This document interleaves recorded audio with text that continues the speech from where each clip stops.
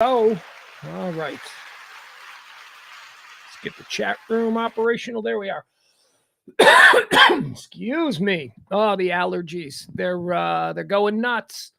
Welcome into the high noon rant. This is a 2 hour plus stream. 2 hour plus. Who knows what it's going to be? It might be a little bit shorter today, but you know what we try? We typically try to go till about 2 o'clock. It's every day at high noon or noon 07 or 8, whichever the case may be. Excuse me. I'm sorry. I'm just, I was trying to clear out my,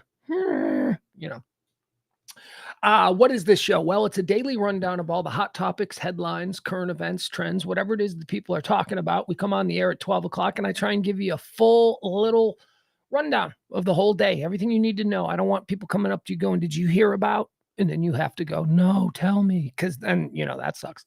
So I started at noon, and it is a stream of consciousness. What is a stream of consciousness? A stream of consciousness is just a nonstop soliloquy, if you will, monologue.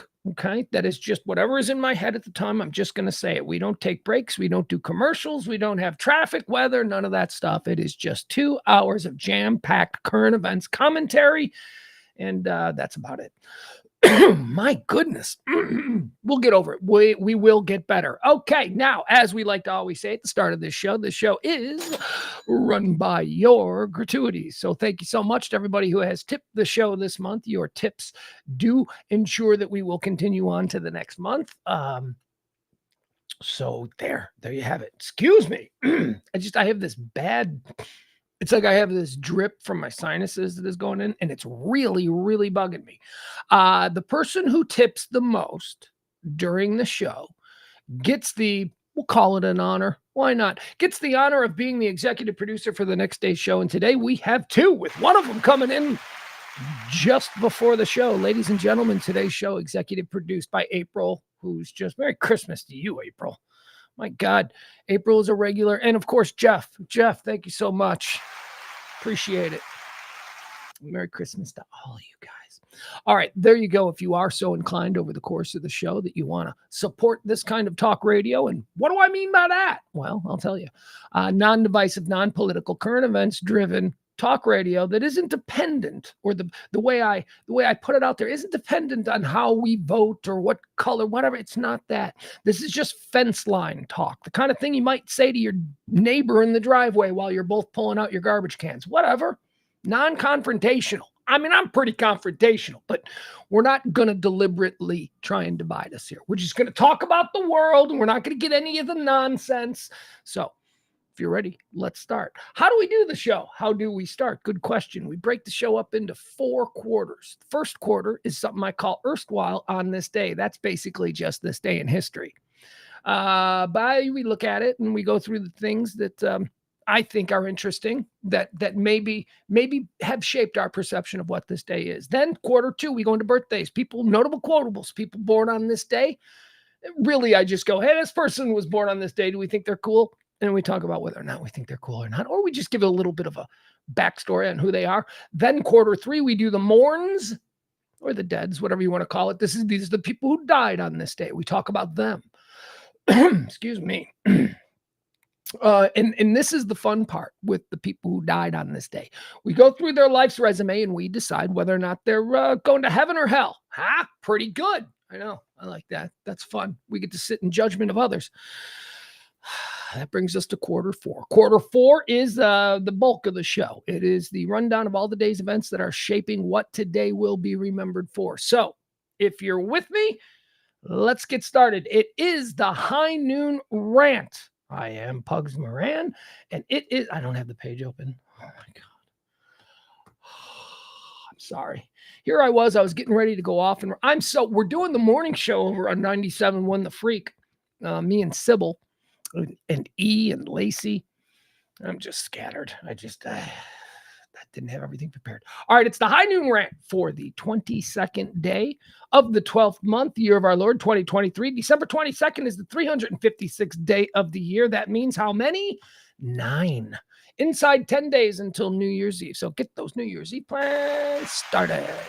All right, let's go into the segment that we like to call Erstwhile on this day. This is just a reimagining of the age-old this day in history. So let's get started. Erstwhile, on this day in 1864, this is during the American Civil War, Savannah, Georgia falls to the Union Army of the Tennessee. Wait, the Union's Army of the Tennessee. Of the Tennessee?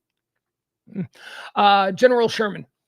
Isn't that William Tecumseh Sherman tells President Abraham Lincoln, I beg to present you as a Christmas gift the city of Savannah. And everybody rejoiced, except the people in Savannah. They were like, we're not down with this.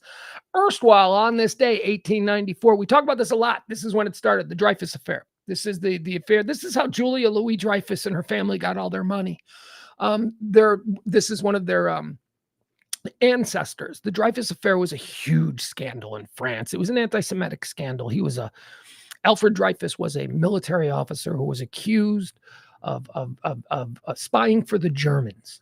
And they put him on trial. And during the course of the trial, it was figured out that, wait a second, it's just because he's Jewish. You guys don't like him because he's Jewish. The Dreyfus Affair on this day.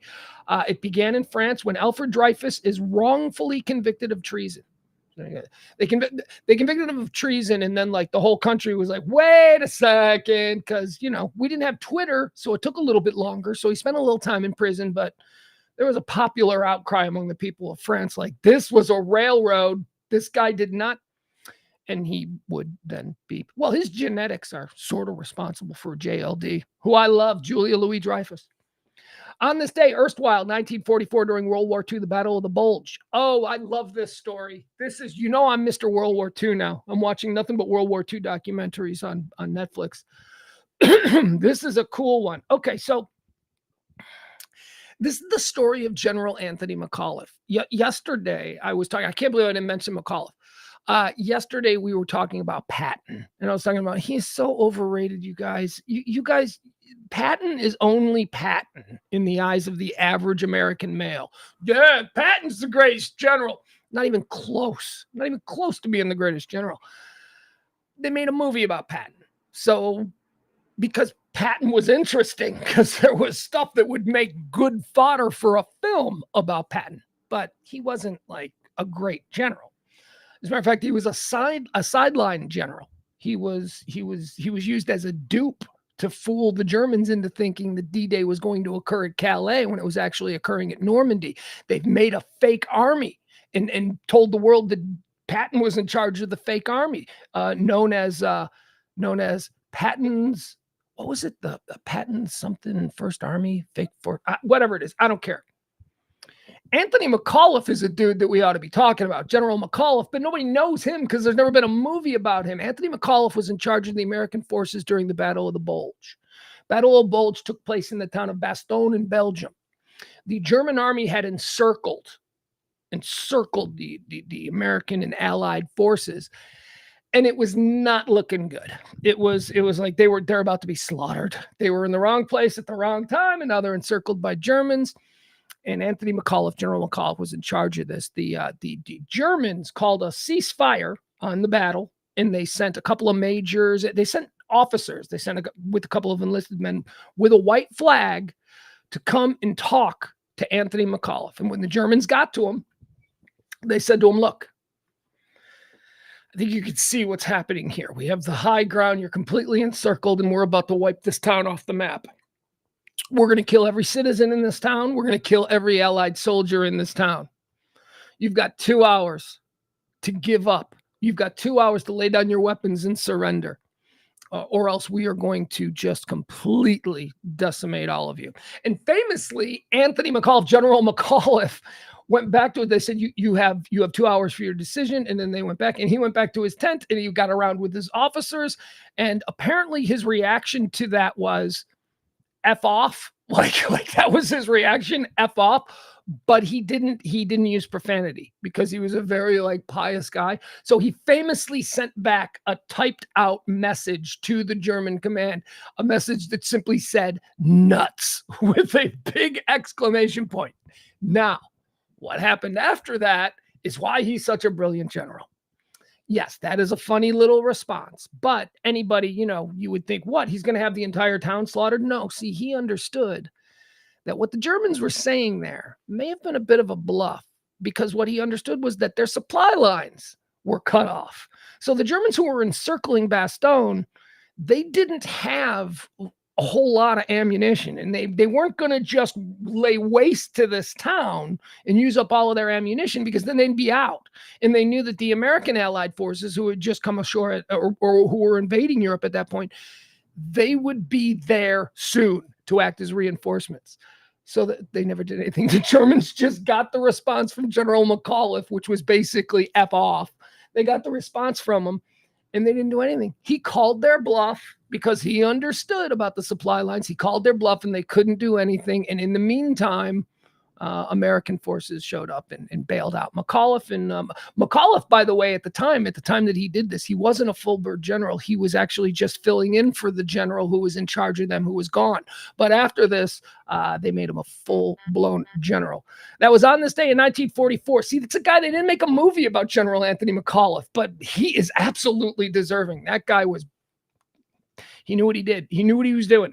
On this day, erstwhile in 1984, how about the story of the subway vigilante, Bernard Goetz? Remember this guy? Bernard Goetz was on a train. He was threatened by 4 dudes, 4 muggers, 4 gangbangers, whatever they were. He pulled out his gun and he just went, nope, ka-kank, ka-kank, ka-kank. Very controversial. Sometimes I conflate the story of Bernard Goetz with the story of Colin Ferguson, who was the Long Island rail shooter. I think these things happened around the same time. I don't really have a take on Bernard Goetz. I would be a fool to try and offer it. I was how old when this happened, so I don't really remember, whether I think he was justified or not. But that was a big question surrounding the Bernard Goetz shooting. On this day in 1989, German reunification occurs. Berlin's Brandenburg Gate reopens after nearly 30 years, effectively ending the division of East and West Germany. Hooray! Now, is that the same thing as the Berlin Wall comes down? Or was there did it happen in stages? Was the first thing, all right, we're going to open up the Brandenburg Gates, and this is the way you can go back, which would be, I don't know. My history is not great.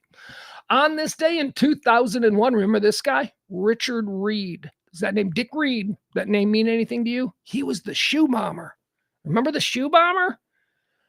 Ooh, he was a dude who just after 9/11, so it was 2001. So 9/11 was in September. This happened today.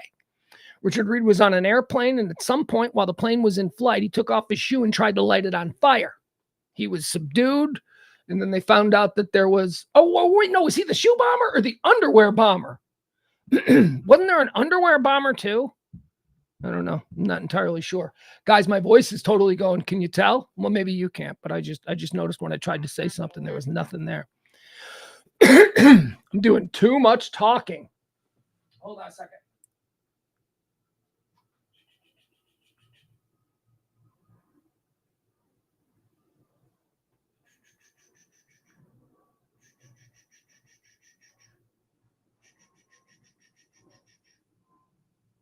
I'm sorry, a little bit distracted. I know. Look at me. I said that I was going to be doing a full live stream, and I'm not. Hold on. But I am trying to check on something. Hold on. Please give me a second.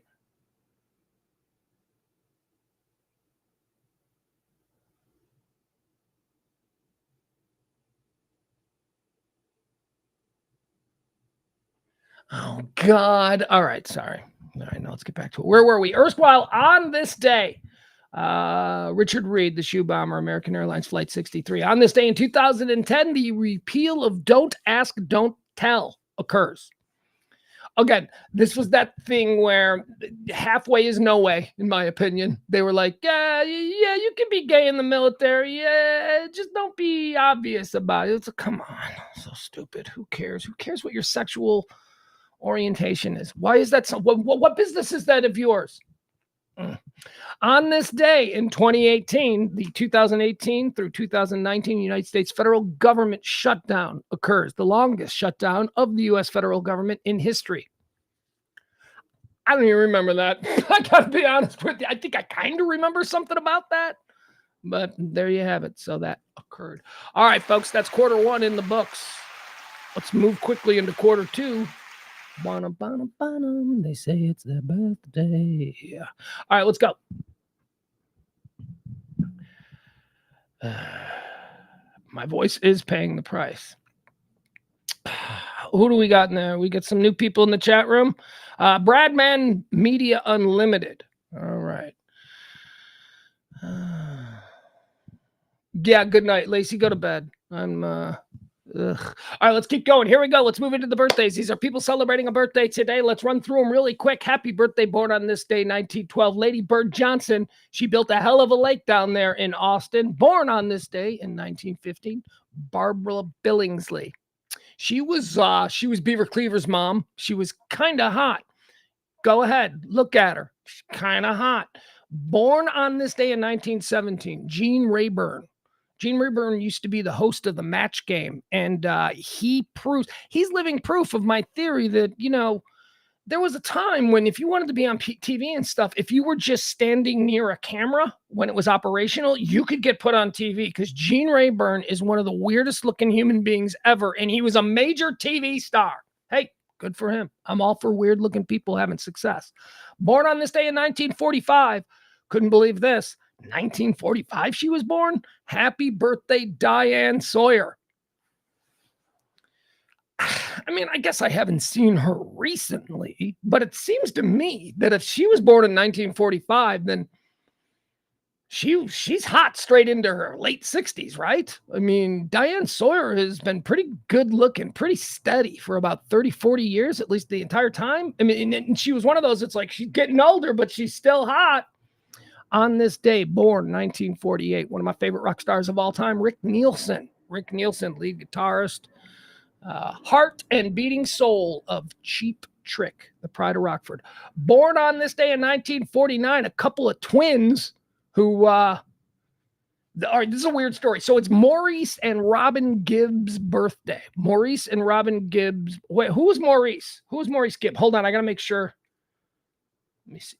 Yeah, okay, that is what I thought. Hold on. So we're talking about the Bee Gees.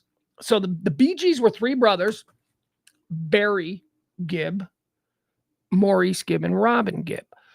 Two of them were like really weird looking. Like one of them looked like a Muppet guy. Like one of them looked like he was on the Muppets. You know the band leader from the Muppets? Like, yeah, man, he's like, one of them looked just like that.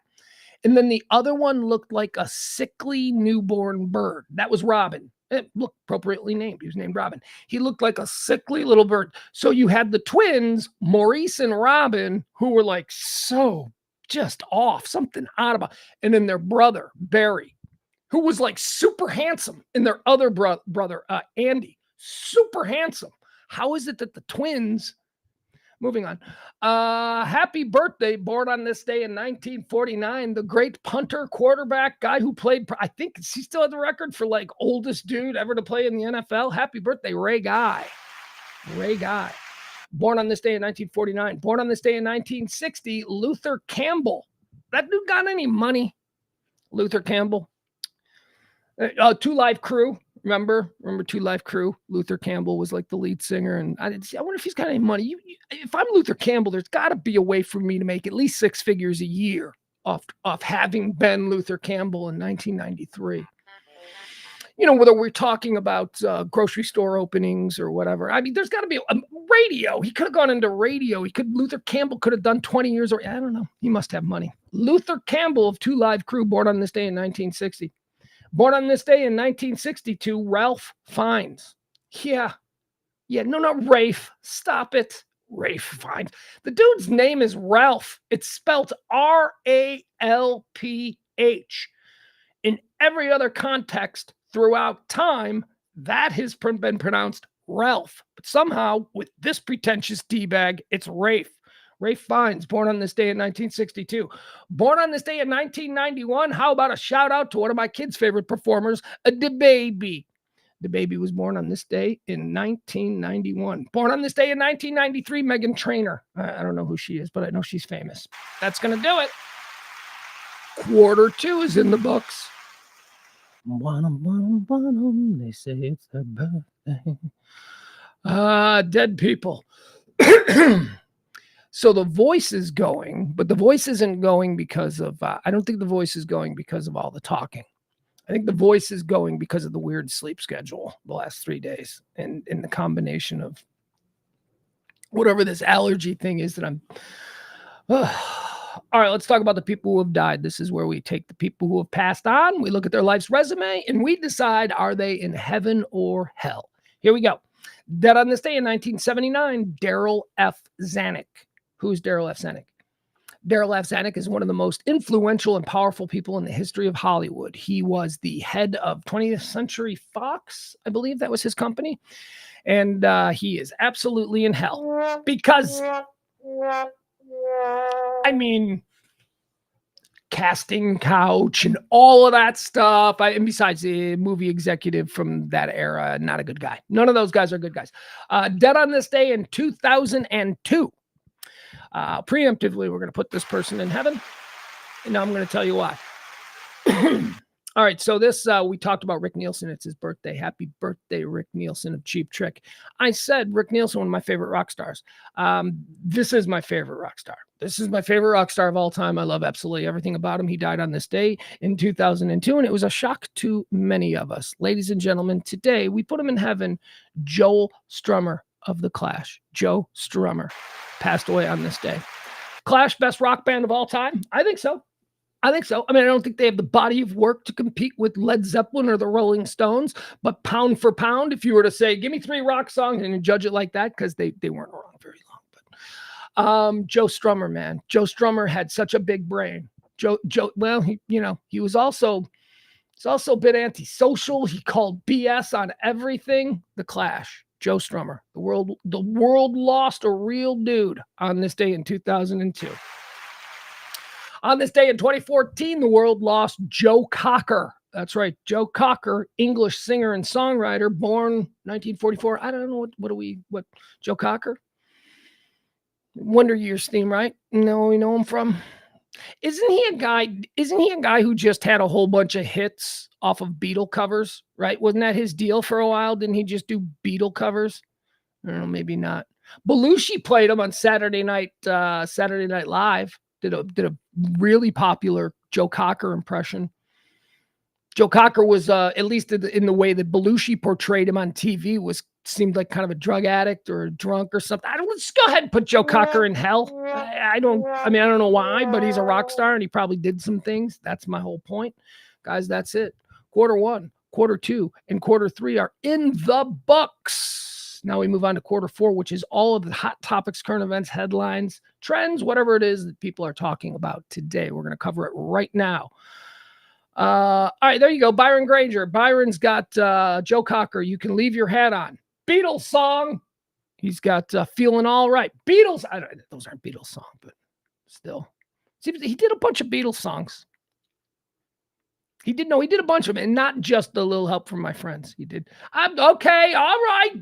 Al is now like he's awesome. Oh, yeah. Yeah. You are so beautiful to me. Is that Joe Cocker? Okay, that's good.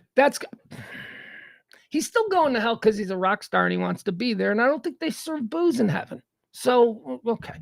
All right. But I didn't mean to malign Joe Cocker. I didn't have an opinion either way. Maybe when I just dismissed him as being someone who simply covered Beatles songs, maybe that was a bit bad. All right. Support the show if you can. We're going to mention that one more time. The show runs on your gratuities. Thank you so much to today's executive producers, April and Jeff.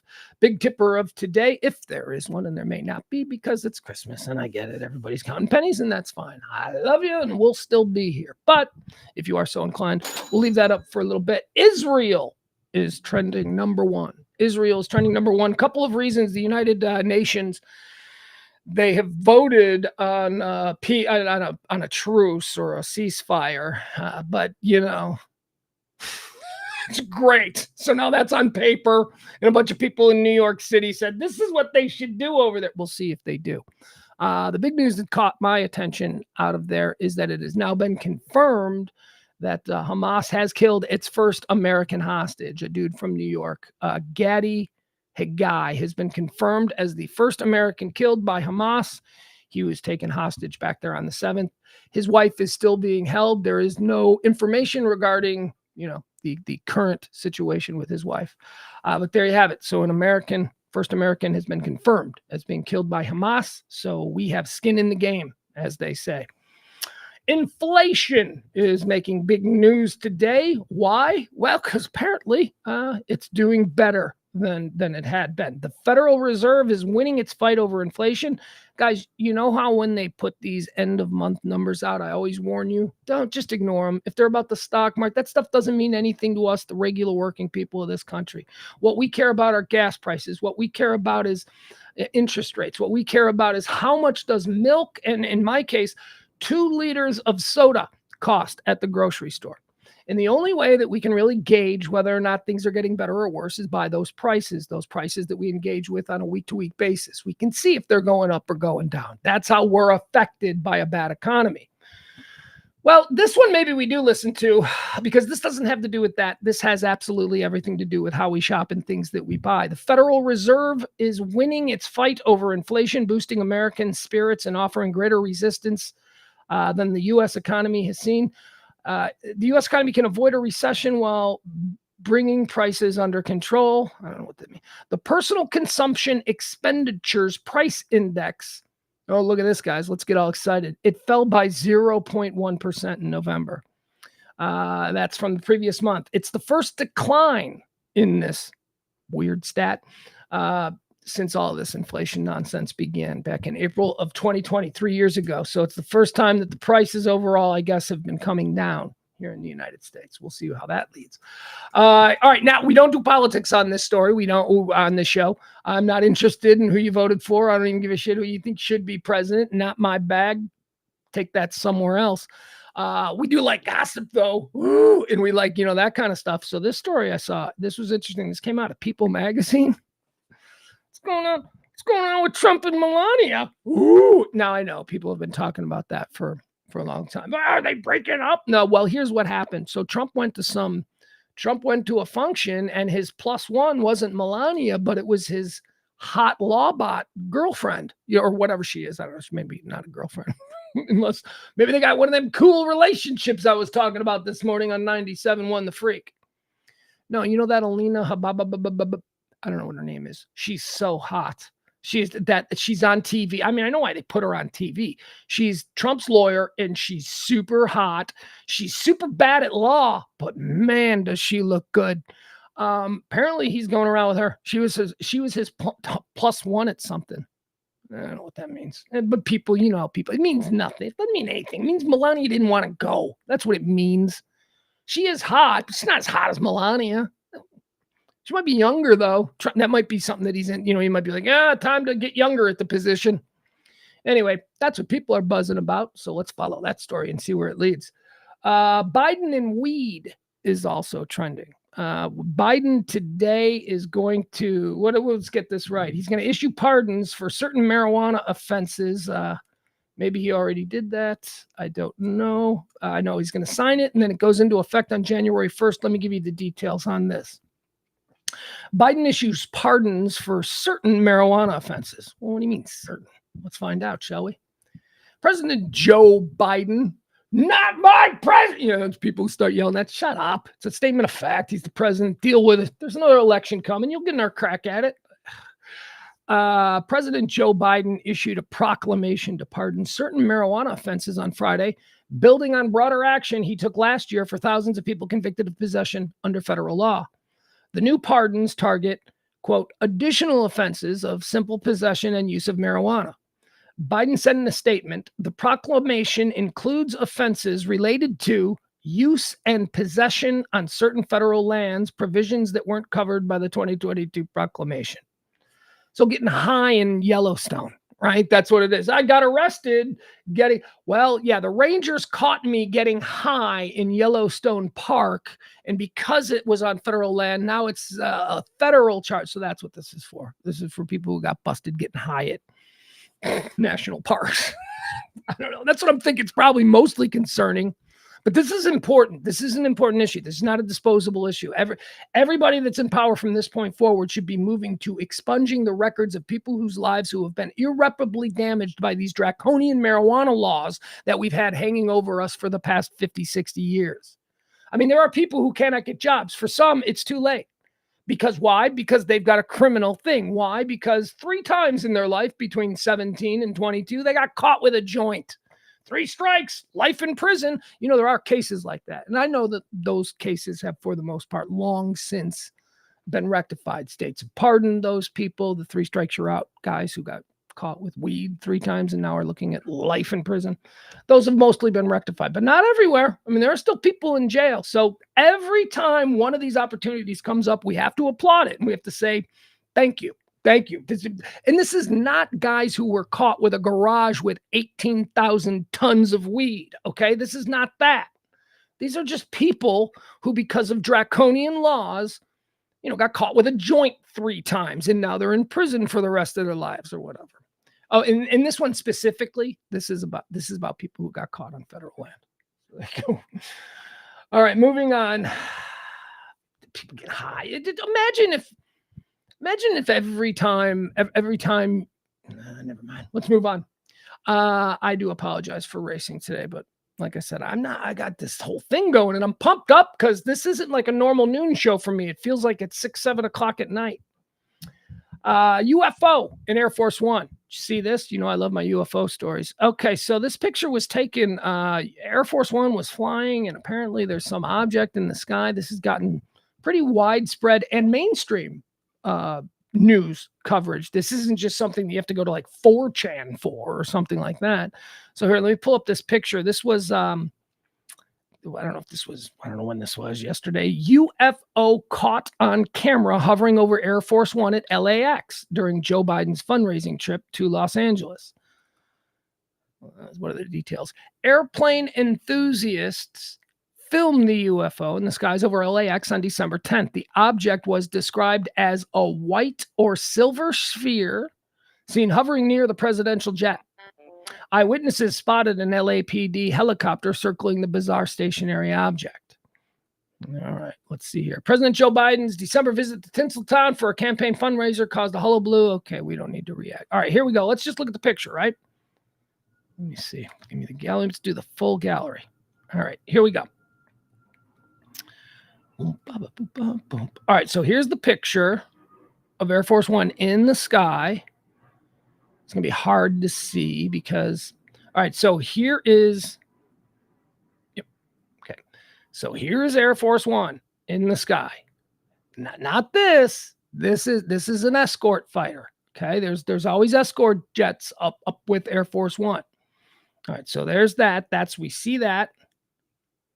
All right, now look at that. Yeah, you see underneath the circle? Now, there's numerous pictures of this thing dancing around in different positions above it. They don't know what it's a circle. Maybe it's one of them Chinese balloons we were all freaked out about. But it seems to be. Here, we'll move it on. Oh, is that it? No, there it is. Okay, see, there it is. See, now there's another picture of it kind of moved around. Now it's in the front of it. I wish there was actual video, but there's not. There's just a bunch of different pictures. Okay, what else we got? That's him on the tarmac. All right, there it is. That's just it. And I know you're having a very difficult time seeing it as I am as well, but who's that? He's an eyewitness? He said he also saw an LAPD helicopter circling near the object. All right. Fun stuff. UFOs, they're real. You don't believe it? Well, get over yourself. All right, let's keep moving. What else do we have happening today? That's the UFO and Air Force One incident. Russian Santa. Oh, this story. Oh, man, I shouldn't laugh. See, it's because I've been awake since 3 o'clock in the morning. Yeah. I went to sleep early last night. I went to sleep at like 9:30 and I woke up at 3 and I couldn't go back to sleep. I was like, well, I may as well stay up now. We'll get that fixed. With any sort of... Sorry, I just saw a breaking news story that I thought needed my commentary, but it doesn't. Children watch in horror as Russian Santa falls to his death in a monstrous stunt. The tragedy was described as completely unpredictable the tragedy was described as a completely unpredictable incident. All right, remember that because I want you to hang on that. What happened, and I'm going to tell you what happened. What happened is being described as a completely unpredictable incident. Now, it's being described, I imagine, by somebody who might be on the hook for the insurance that's got to pay this Santa who's now dead. Oh, there's no way we could have known that was going to happen. All right, let's get into the story and see if that's the actual God's honest truth. So here's the deal. So there's this apartment building, an apartment management firm that runs the building there in Russia. And they thought it might be fun for all the kids who live in the building to have a Christmas party down there at the base of the structure. And then they would hire a stunt climber, or one of these people, to dress as Santa Claus and descend from the top of the building. Oh, the kids are gonna love it. It's gonna be crazy. Yeah, he didn't make it because I don't know, apparently that's something dangerous. So that's why I sort of pushed back on them, going, it was completely unpredictable. I mean, what do you mean unpredictable? Was it a cool stunt? Yeah. What was cool about it? Well, it's dangerous. Right. So it can't possibly be unpredictable if you acknowledge from the get-go that this is dangerous and that's a stunt, and that's why we're all going to be dazzled by it. It's like people coming out of the Siegfried and Roy show where the tiger ate Roy. It's like if they came out of that show and went, I'll tell you, that tiger ate that guy. That was completely unpredictable. No, fully expected. Well, what was unexpected is that, they ever survived hitting them tigers with a stick. Children watch in horror as Russian Santa falls to his death in monstrous stunt. So we don't have, will this picture get big? No, it won't get big. Okay, so we don't have a great picture of it, but here, I'll show you this so you can get an idea of what this looked like in the beginning. All right, here you go. All right, so here's the Santa. He's out there on the, oh yeah, look at him. Oh my God, it's not funny, but it's also kind of funny. Just saying. I didn't know him. Oh, and by the way, you know what? They don't even call, you know what they call Santa over there? Father Frostbite. No, that's not it. Something like that, though. Hold on, let me see. A man dressed as, oh, there it is. A man dressed as the Russian Santa Claus, Grandfather Frost. That's what he's called. They don't call it Santa because that's an American thing. And, Cold War and all that. A man dressed as the Russian Santa Claus, Grandfather Frost, was the victim of a monstrous misfortune as he plunged to his death during a stunt for children. The man, an experienced industrial climber, had intended to stun children gathered around a Christmas tree by climbing down from a residential high-rise building. Well, the amazing surprise turned into tragedy as the red-robed Grandfather Frost fell to his death from the 24th floor, right in front of the kids. Anyway, there you go. So that happened. So did this. Death by Christmas. We got a lot of death by Christmas stories here. 65-foot tall Christmas tree falls in crowded city square, killing passersby. Killing passerby. The tree tipped over during strong winds brought by a widespread storm across northern Europe. Let's see what happened. Where was this? A woman in Belgium was fatally injured when a Christmas tree fell in a crowded city square. The incident happened during a storm that brought a heavy rain and strong winds across northern Europe. 65-foot tall tree collapsed onto 3 people at a busy Christmas market in Hoedenarden in western Belgium. I have no idea if that's even close to how it's pronounced. Can I spell it for you? Okay. This is what I was trying to pronounce. Capital O, because it's a name. Capital O, U-D-E-N, double A-R, another R, D-E. Look at that. So I don't know how to pronounce that. What is that? Hoedenarden. I don't. All right, let's move on. Death by Christmas tree. Scanners, scanner radio. You all know that I'm a big fan of the radio scanner. I like to just listen to all the police calls from around the country. I've got an alert on my phone whenever one particular jurisdiction starts getting like a whole bunch of listeners. Then that means something's going on. So I get a little alert on my phone. It has not been as enjoyable as it had been in the previous 10 years. And that's because, as I said, a while back when I was thinking about launching a scanner listening show, like I wanted to do a show on Friday nights where we could listen to the scanner. Well, it was right around that time that at least the city of Chicago, who I have the most interest in listening in the scanner, because that's so much fun. There's so much mayhem that goes on in my old town. You can listen there's always something. There's always something going on. But I stopped listening because the city of Chicago went to an encrypted code system. And that's what a lot of the police jurisdictions around the country are doing. Now, Chicago had pressure, transparency and whatnot. Why won't you let us here? So what Chicago is doing with their scanner is that they'll still allow it to be out there on Broadcastify and other scanner apps, but it's 30 minutes delayed. And I have no interest in that. It's got to be live. I got to hear it live, because 30 minutes delayed means that if there is anything terrible that happens, they've got time to edit it out. You know what I mean? Like if something, I like listening to the cops when they think nobody's listening. They talk to each other in a certain way that's fascinating. But it's a 30-second or 30-minute delay now, so screw that. Anyway, the story is this. Nobody's enjoying the whole scanner game anymore. Here, let me tell you why, and I'll tell you about. Is this about? I guess this is specifically about Indianapolis. For some reason, Indianapolis has always been one of the most popular metropolitan police forces to listen to on the scanner, and so Indianapolis has now decided to go fully encrypted as well, which means you can't even. It's not even a 30-minute delay. It's just not on there. The wildly popular police scanner goes silent for many. Here's the story. The report crackled across the Indianapolis police radio on a recent morning. 2 aggressive pit bulls, no leashes in sight, were roaming, a caller complained. Then came an alert about a motorist, possibly armed, en route to Indianapolis, reportedly with homicidal thoughts. Later, the police were dispatched to look into reports of overdoses, suicidal people, and domestic violence. Through it all, hundreds of Indianapolis residents listened.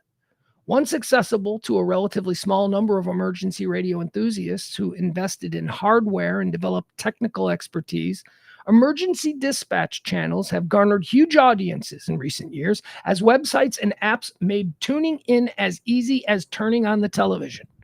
I was one of those people that was caught up by it. It's better than TV. You're like, this is real reality TV. Denver, San Francisco, San Diego County, Baltimore, Chicago, New York, and Sioux Falls. Oh, stop trying to be cute, Sioux Falls. Sioux Falls trying to include themselves with the likes of San Francisco, New York, Chicago. No. One of these kids is doing its own thing, right? Look at that. Denver, San Francisco, San Diego, Baltimore, Chicago, and New York. And Sioux Falls. Sioux Falls, they're among the jurisdictions that have already encrypted radio signals to some degree. Minneapolis, whose police department has faced a lot of pressure to be more transparent and accountable, intends to adopt encryption next year. Well, that seems to fly in the face of what you've promised to do. But whatever, I don't care. I'm over it. I'm over the scanner game. So the reason for this is, I'll explain it to you.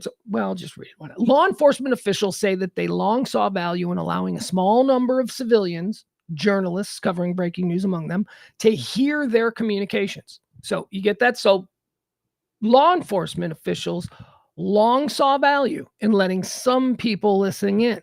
But as the numbers of listeners soared in a nation where true crime shows and reality television are wildly popular, the risks of allowing unfettered access, at times including names, addresses, and phone numbers, concerned public safety officials.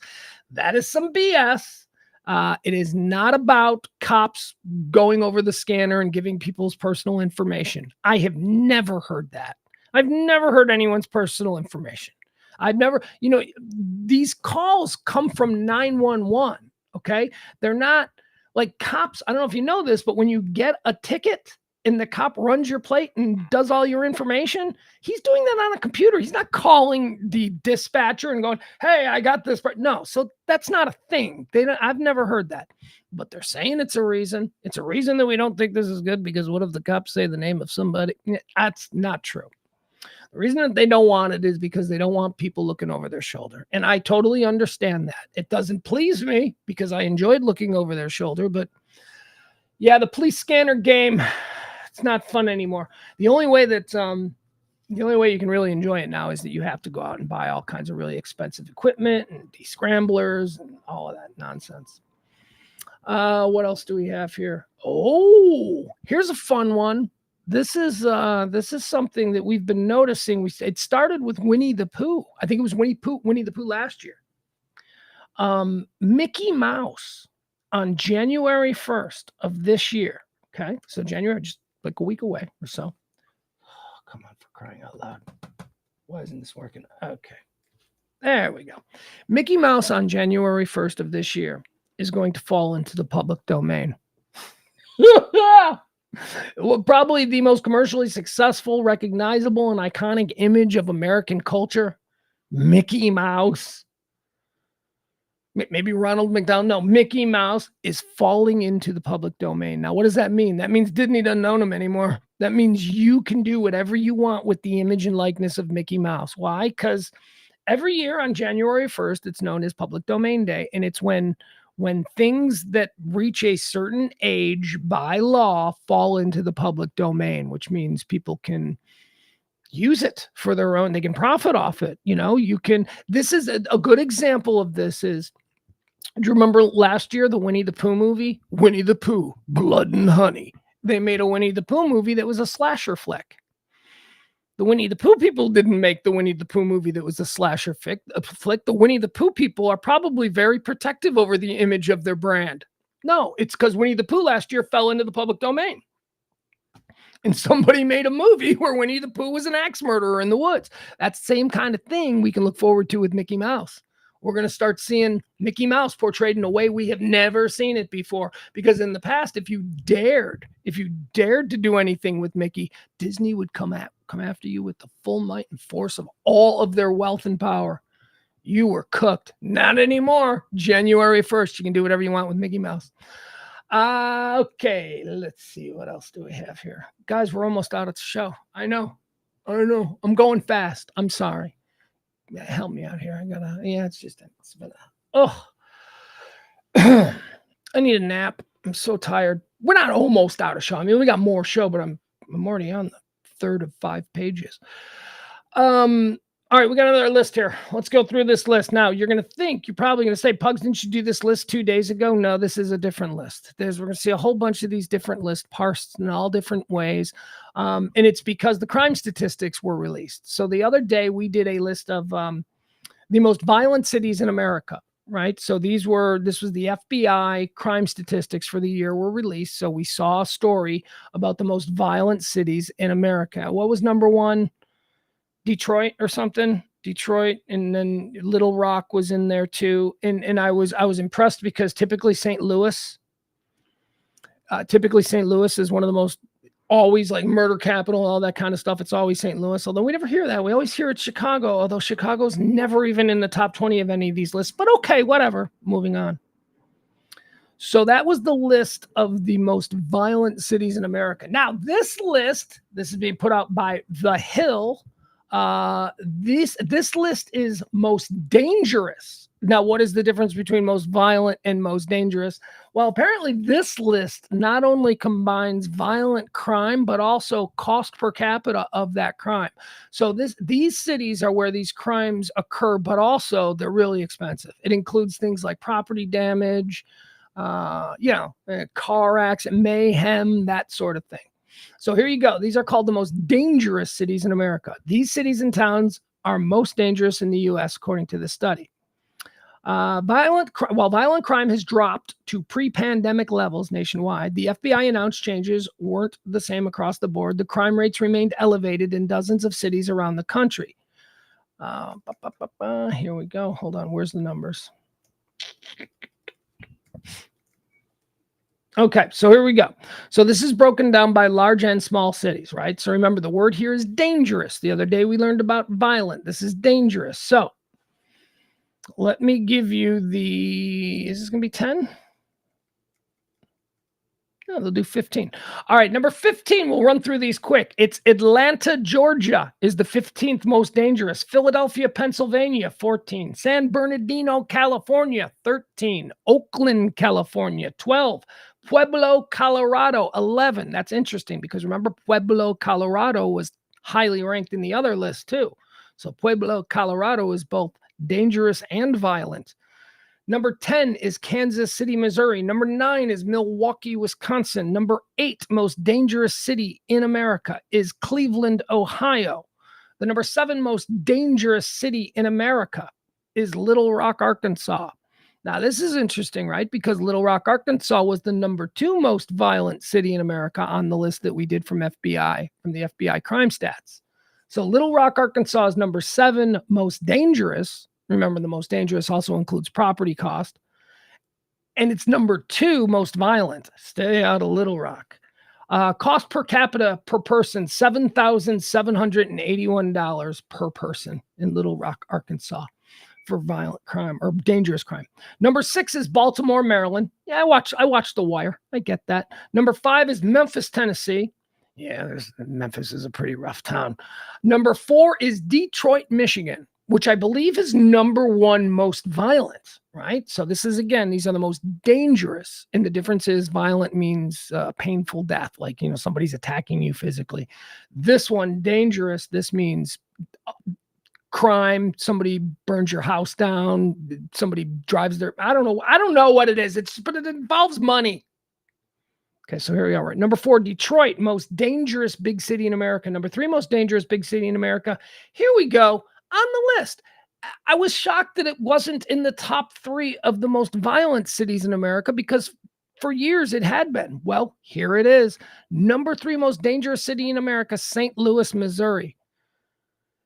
$11,055 cost per capita, crime cost per capita, $11,055 per year. Number 2 most dangerous city in America is New Orleans, Louisiana. And number 1 most dangerous big city in America, although I don't know if this is a big city, but whatever, Birmingham, Alabama. I don't know. This must be a misprint because I don't see Chicago in the top 2. I don't see Chicago, because remember, you go to Chicago, you get shot. Idiots.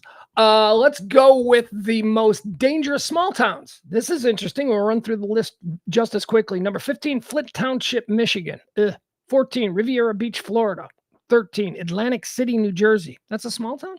Atlantic City? I would think of that as York, Pennsylvania is 12. Fairbanks, Alaska is 11. Oh, look at this. This is a bad look. The number 10 small town, most dangerous small town in America. Number 10, North Little Rock, Arkansas. I'm telling you, man, Little Rock, Little Rock is just burn that place down, pave it over. Number 9, Rocky Mount, North Carolina. Number 8, most dangerous small town in America, Houma, Louisiana. Apparently, people are trying stuff in these small towns, and they're getting away with it. Number 7, most dangerous small town in America, Portsmouth, Virginia. Number 6, most dangerous town in America. Isn't this just outside Little Rock? Pine Bluff, Arkansas. Isn't Pine Bluff like a part of, I don't know, I could be wrong. I try to avoid Arkansas for obvious reasons. Number 4, most dangerous small town in America is Florence, South Carolina. Number 3 is Saginaw, Michigan.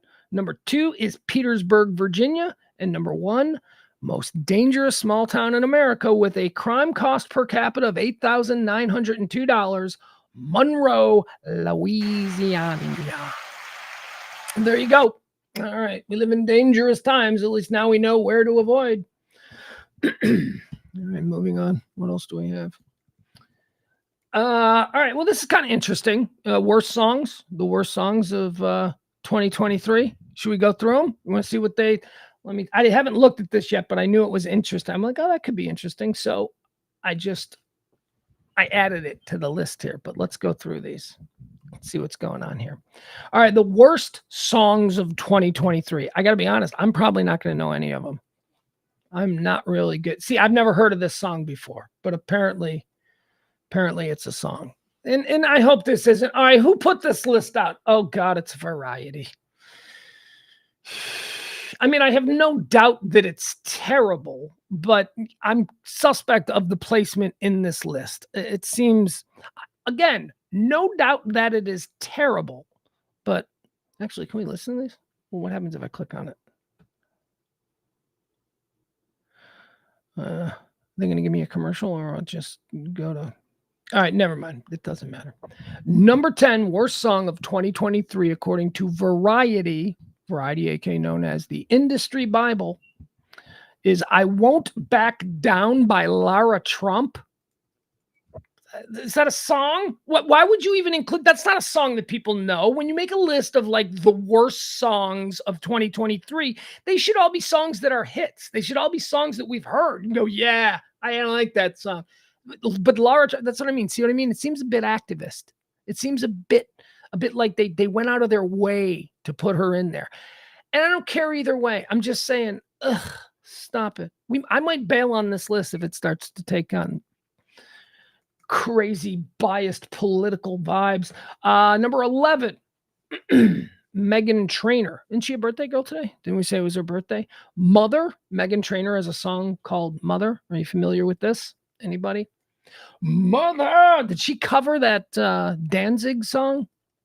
Mama. All right, let's see here. The number 12 worst song of 2023, Boycott Target by Forgiato Blow and Jimmy Levi. See, man, what am I? How irrelevant am I? I don't even know what that song is. I've never heard of any of these songs yet. Number 13, worst song of 2023, Hands on Me by Jason Derulo featuring Meghan Trainor. Meghan Trainor appearing twice on the list. We're only like 3 songs in. She's already been name checked twice. Let's see here. Number 14 on the list, My Body by Coi Leray. My Body, Coi Leray. I don't know what that is. I have no idea. Oh, is that her? Is that a girl? Is Coi Leray a girl? All right. I can see why she would do a song called My Body. I get it. Number 15, a song called K-Pop, Travis Scott featuring Bad Bunny and The Weeknd. Yeah. That sounds like something my son would be really big into, because those are 3 names that my son is really likes. He likes them as artists. Let's see, number 16 on the list of the worst songs of. Why don't we just go to top 10, right? Why don't we do that? Hold on. Cinderella Snapped by Jax. Do you guys know this song? I don't know that song. Number 17. What's going on with this list? Hold on a second, guys. Give me a second. Hold on, we're gonna go over here. I can't. I'm having a difficult time scrolling through that list. So I bet I can do it easier here. Okay. I really just want the top 10. Oh, well. Okay. All right. And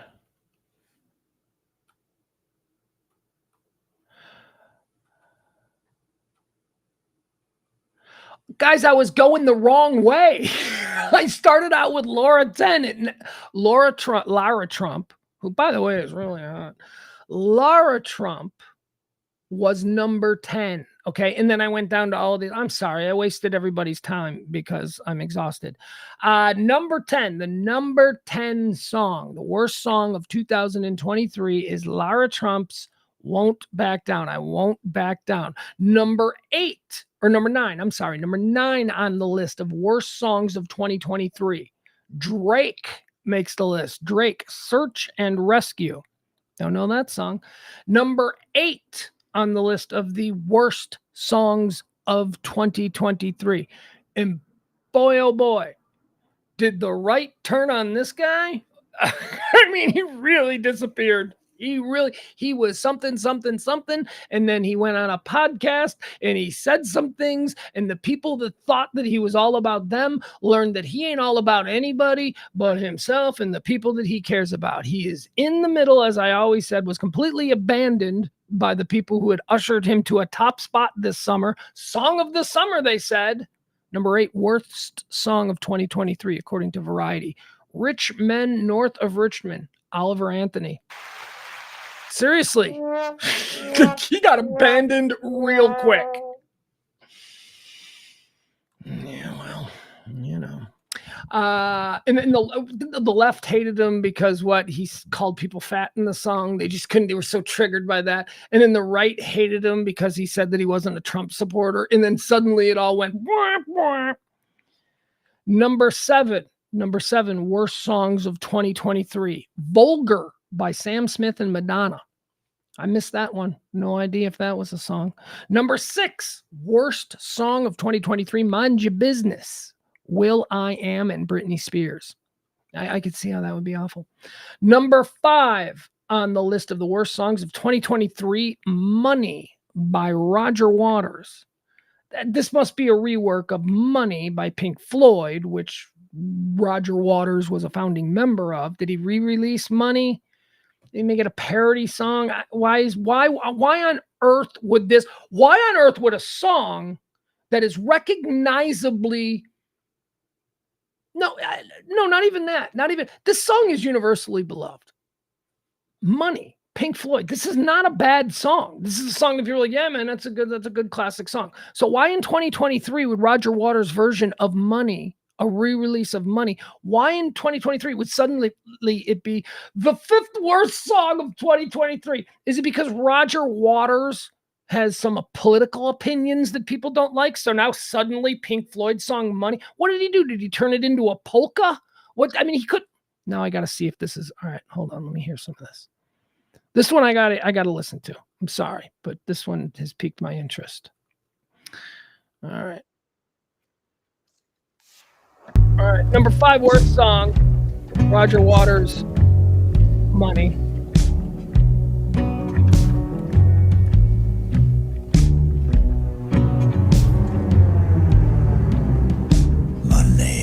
Okay, never mind. I get it. He did change it. Okay.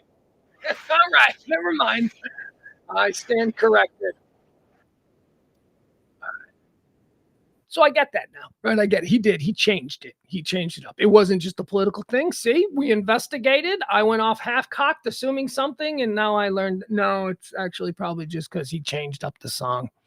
The way the song was 40 years ago, the way he did it in the studio then, classic. This, not so much. Number 4 worst song of 2023, Baby Don't Hurt Me by David Guetta, Anne Marie, and Coy Leray. Who are these people?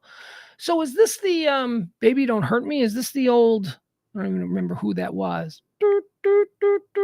Remember the Saturday Night Live guys who did the head bobbing dance? You see, hold on.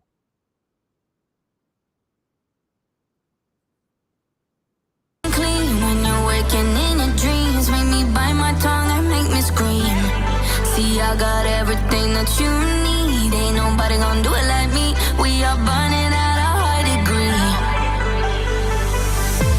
And you make me feel like it burns and it hurts.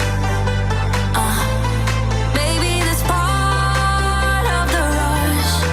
This is us. What is love? Well, Baby, don't hurt me. Don't hurt me. All right, understood. I get it. It is that song. So I can see why that might make this awful list. All right, back to it. Let's see here. What number was that? Was there a big crowd of people demanding somebody remake that song? You couldn't just listen to the old version? I mean, all right, let's see here. Number 3. All right, I disagree with this. I completely disagree with this. This is not cool. Number 3, worst song of 2023, according to Variety, Fall Out Boy. Fall Out Boy's cover of Billy Joel's classic, We Didn't Start the Fire. Now, here's why I push back on this. All right, here. Let's give it a listen. I am familiar with it. I'm only recently familiar with it. I don't know, maybe it came out like a long time ago. I'm not sure. But only recently, within the last few months, have I become aware of this song, Fall Out Boy's version of Billy Joel's We Didn't Start the Fire. Why? Because we were out at the lake this summer and my 14-year-old son heard Billy Joel's We Didn't Start the Fire. And because it's just a whole bunch of words, a whole bunch of historical references, he kind of clued in on it. And then he went to his phone and he read the lyrics and he was like, oh my God. And he kind of thought it was cool because of my 14-year-old loves history. And so Billy Joel's We Didn't Start the Fire is all about history. And I challenged him to learn every word, and he did. So my son can now sing every word to Billy Joel's We Didn't Start the Fire.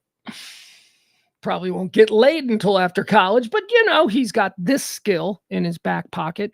Fall Out Boy made a remake of the song. Let's give it a listen. Here you go. This is Fall Out Boy's updated version of Billy Joel's We Didn't Start the Fire. Here it is.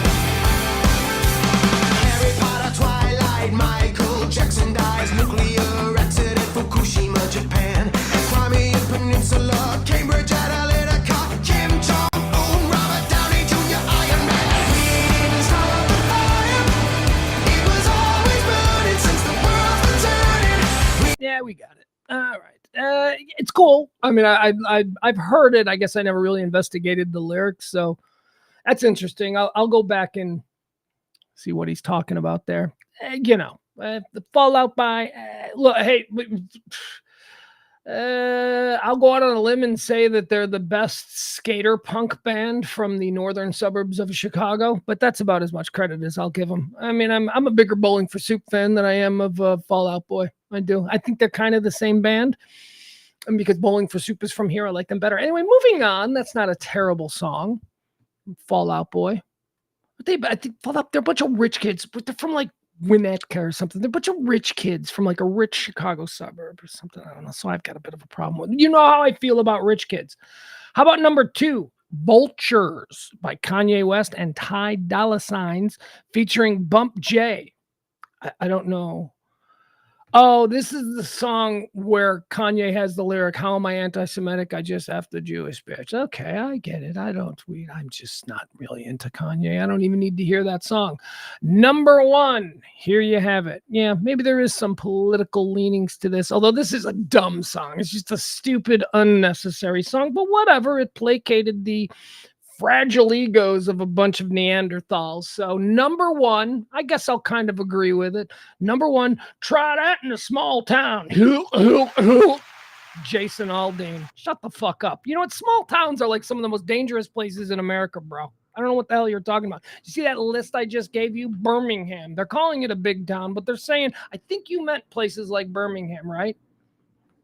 Birmingham, Little Rock, little suburbs of Little Rock. Stop it. See, I don't even know if the song is any good. You know, I've never heard this song. You know what I hate about this song? I hate the intentional divisiveness of it. That's what I fucking hate about this song. So, yeah, I will give it. There you go. Jason Aldean, you fucking rock-headed piece of shit. I don't know. He might be a nice guy, but that song is so unnecessarily divisive. We don't need that in this time. We don't. And I say the same to, I don't know, who's a bunch of, I don't, you know how I feel about this. I got no love for Kanye. Oh, well, Kanye's not even the other side. I was like, I'm trying to go even Steven, and say something, but Kanye's not really considered the other side either. Who do I hate? Who's like a lefty weirdo musician that I hate because they're just a big stupid troublemaker making unnecessary divisive bullshit? Who? I know there's a bunch of them. It doesn't matter. Let's move on. All right. I'd like to point out Kevin, KB Artist there in the chat room, who probably is more of an authority on this than me. He points out, and this is true, I didn't make a distinction because I don't really know that there is a big distinction, but we talked about Mickey Mouse falling into the public domain on January 1st. Kevin in the chat room points out, or KB Artist in the chat room, points out that really only pertains to the Steamboat Willie version of Walt Disney's Mickey Mouse character. Steamboat Willie is the first cartoon, right, where Mickey Mouse appears in.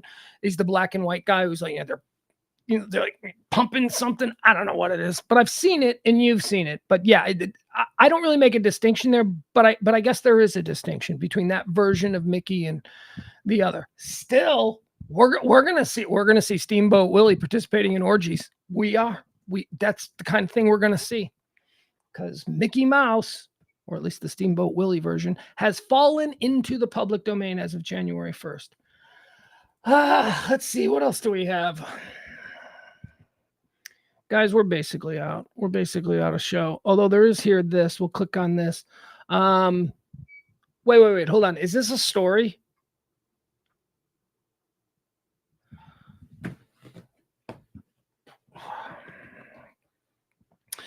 This week and next week, there is absolutely no journalism being done. Nobody's working. Everybody's off for the holidays. So we get this nonsense. This is a story because somebody's person's name, who was it filed by? Chris Compendio. Chris Compendio filed this story as a part of his employment at Slacker. He's probably required to post so many stories a day. That's how these people get jobs or get paid. And although it's because there's no news and he doesn't really want to actually work, here's the story that Chris Compendio filed today. Now, I thought this was something else, but now I'm seeing it's not something else. I thought it was like the most popular shows on Netflix that you don't know. No, this story that he filed as a part of his daily work is called the 10 shows everyone is watching right now on Netflix. So what he basically did was he just took the Netflix top 10 shows that appear on the front page and he filed it like it's his own story. That's crazy. Anyway, you interested? I'm kind of interested. We could all just pull up our Netflix homepage and see this story, but oh, what a tap out. All right. That's 11 of 11. We don't need that one. Do I even care about this? My Life with the Walter Boys. Anybody watching that? That is the number one most watched thing on Netflix right now. Number 2 is The Crown. Oh, man. I haven't finished The Crown yet. Number 3 is World War II from the front lines. You know I'm watching that. I already watched that. I ripped through that one. Let's do the top 5. Number 4. This is so stupid. I can't believe I'm wasting your time with this story. I thought it was something else, but now I see that it's really just the Netflix top 10, which is available to all of us. School Spirits, simply by just clicking on the Netflix app. All right, that's going to do it. I don't care about this stuff. That's stupid. I'm sorry. I didn't mean to waste everybody's time with that story. I owe you about, I don't know, 2.5 minutes of your life back. I am watching The Crown, though. I'm on the final episode. I haven't started the final episode. I got to say, my guy, Jeff, executive producer of today's show, Jeff Ballard, Jeff sent me a note. He was like, dude, I think they phoned in the last 4 episodes of The Crown. He's like, I didn't like it. And I'm like, what do you mean? What didn't you like? Every episode, I mean, I'm on the last one now. They were all depictions of serious, significant events that needed to be addressed. I don't know how. There's more, like the death of the Queen. Maybe that's episode 10. I don't know. But like the death of the Queen, what about Harry and Meghan? None of that. But the last couple of episodes that I've seen on The Crown have dealt with the death of Margaret, which was really big. How Will and Kate met at school. And what's the other one? Oh, I love this episode. I don't know if you guys watched The Crown. I love this episode. So this is what I really enjoyed. You know why? Because they brought back Claire Foy. If you watch The Crown, you know that in season 1, Claire Foy played Queen Elizabeth. She played the young Queen Elizabeth. She played 22-year-old Queen Elizabeth, Claire Foy, and she was adorable. She became my favorite thing. And then in the season 2 or 3 or whatever, then the Queen aged, and they had a different actress who played the Queen as she aged through. They brought back Claire Foy for one episode because they wanted to depict the Queen on the night that World War II ended. So it was a story about how Queen Elizabeth, who at this time was Princess Elizabeth, and her sister, Princess Margaret, Victory Day in Europe, and everybody was in the streets and everybody's partying. We've seen the picture of the sailor kissing the dame in Times Square. Well, that stuff was going on in London and, all over. So this episode of The Crown depicts the 2 young princesses sneaking out of Buckingham Palace to just take part in the revelry, to take part in the celebration. and they go to a club at the Ritz Carlton. And it's very interesting because I guess like by today's measure, because of social media, and everybody would know what the princesses looked like today. But apparently back then, people didn't really know for sure what Princess Margaret and Princess Elizabeth looked like. And so she was getting into all of these like things with people, these give and takes. Like she went to a coat wrap, like a coat check at the Ritz, and she was taking her coat off and she's getting it checked. And the coat check person looks at her and goes, "Do I know you?" Like Queen Elizabeth, who at this time was Princess Elizabeth. And by the way, she was wearing a cute little military uniform because she had a job during World War II. She was like, women had to wear the. Anyway, she had her little cute military uniform. And she's like, "No, you don't know me." But anyway, this episode, and I did a little research into this episode, and this episode is true. Now, I don't know how much they went into it, but there is a very good chance that a young Queen Elizabeth hooked up on Victory in Europe Day with a black U.S. soldier from Harlem in a jazz club, no less. Yeah, it was really cool. I mean, they didn't show the hookup, but she kissed him. They talked about that as they were walking back. Margaret's like, because Elizabeth's all drunk. It was an interesting episode. And it is apparently a story that people close to her have told. Margaret was a pair. Oh, and they depict this in the episode. Her sister Margaret was famous for telling people that story, and Elizabeth didn't want anybody to know it. Like she would always deny that it happened. But yeah, on Victory in Europe Day, the two princesses snuck out, and the Queen Elizabeth, who was Princess Elizabeth, snuck into a jazz club in the basement of the Ritz in London and started balls out partying with a bunch of black American soldiers from Harlem. And she hooked up with one of them, at least kissed him. That much was admitted in the Crown. But the illusions over the time has been that something more happened, that people were just kind of out of their mind and having fun. All right, that's it for the Crown. It's not on anymore. After I finish this last episode, I fear that I'm going to do the thing that I do with a lot of series that I really enjoy. Well, what happens is when I know a series that I really enjoy is ending, I have a tendency to not watch the last episode, because when I watch the last episode, it's over. So, I mean, there's a number of series who I've never seen the last episode. Now, if it's a series and the last episode is like big and everyone's talking about, then of course I see it. But I don't know. I've done it too. This might be one of them. I'll always keep it in reserve because I always think, man, if I've got absolutely nothing to watch, maybe if I just keep one thing I really want to watch. It's also why I don't check my lottery numbers. How weird is that? Like I'll get a lottery ticket and then I'll just leave that ticket on a shelf somewhere for years at a time. I mean, they'll expire and I will never check the numbers because I'm going to lose. The minute I check the numbers, then it's official. I have lost. But as long as it's up there, keep hope alive. That's what life is about. Life is about finding the things that get you through. Now, I will tell you that I no longer let them go more than a year. I think it's a year. They have to be claimed before a year. So I don't let them go a full year. I do check them from time to time. But then I'll have like 30 of them. It's a whole process. Never won anything. I mean, that's another thing. It's always, it's like, well, what if I win and it's like expired? Oh God. Well, then, I eat a bullet. That's just how it goes. Folks, that's it. I appreciate you guys hanging out with me today. I may be doing some streams over the next few days as I've got nothing to do and nowhere to go. My son is experiencing Christmas with his family, and they are they're traveling. They're going to a different place. So I don't have him. So I've got nothing to do on Christmas, and I might do a stream. I don't know. We'll see. We'll hang out. All of this.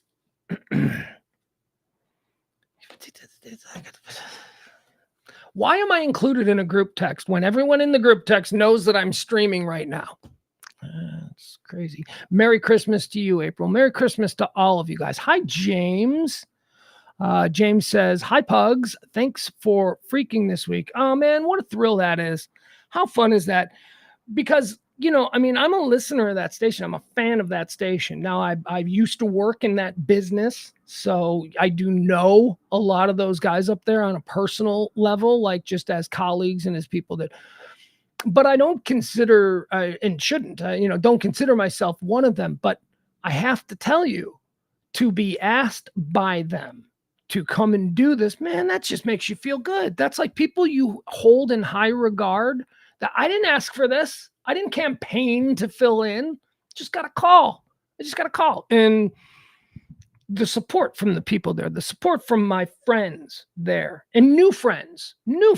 I didn't know Jeff Kavanaugh. I didn't know Mike Soroy. Met Mike Soroy for the first time the other day. Wonderful, warm individual. Everything that you would expect from his energy and demeanor on the air. He is that and more. They're good people. Christina Ray. Oh, geez. She's wonderful. I mean, she reminds me so much of Sybil. Christina Ray's the girl on the Ben and Skin show who's she's their producer, sidekick, third chair, whatever you want to call it. She's a big part of that show. She's also a really talented musician. She's so cool. She is such a cool chick. They're just great people over there, and I love them all. I couldn't be happier and more honored that they are letting me soil their little radio station.